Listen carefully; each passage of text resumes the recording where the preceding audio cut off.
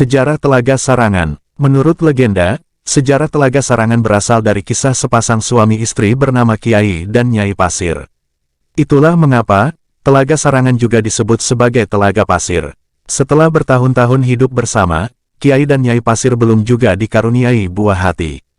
Suatu ketika, Kiai dan Nyai Pasir bersemedi untuk memohon kepada Sang Hyang Widi agar segera diberikan anak.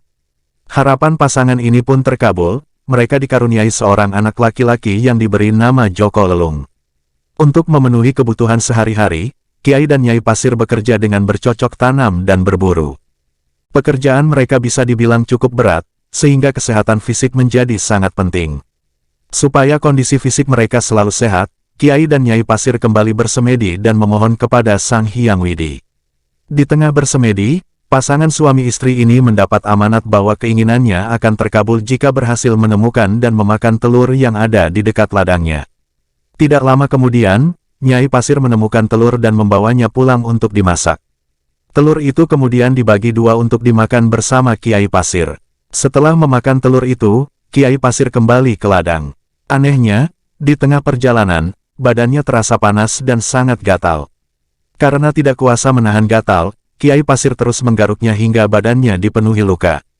Tiba-tiba, tubuh Kiai Pasir berubah menjadi ular naga yang sangat besar, begitu juga dengan Nyai Pasir. Kiai dan Nyai Pasir, yang sudah berubah menjadi ular naga, terus berguling di atas pasir hingga membentuk cekungan yang dalam dan besar. Dalam cekungan tersebut, kemudian keluar air yang sangat deras dan menggenanginya. Menyadari kekuatan yang dimilikinya, Kiai dan Nyai Pasir berniat untuk membuat cekungan yang lebih besar guna menenggelamkan Gunung Lawu. Joko Lelung, yang mengetahui niat jahat kedua orang tuanya, kemudian bersemedi dan memohon agar niat jahat itu tidak terjadi. Permintaan Joko Lelung pun diterima oleh Sang Hyang Widi dan kedua orang tuanya berhasil ditenangkan. Akan tetapi, cerukan tanah yang dibuat oleh Kiai dan Nyai Pasir masih terus terisi air hingga membentuk sebuah telaga, yang kini dikenal sebagai Telaga Sarangan. Konon, Kiai dan Nyai Pasir yang masih berwujud naga perlahan-lahan berubah menjadi makhluk tidak kasat mata, yang diyakini masih menunggu di Telaga Sarangan. Sampai sekarang, legenda Telaga Sarangan masih dipercaya oleh masyarakat setempat. Bahkan, setiap menjelang bulan puasa, warga sekitar akan menggelar upacara bersih desa dan memberikan sesaji berupa hasil desa sebagai tolak bala.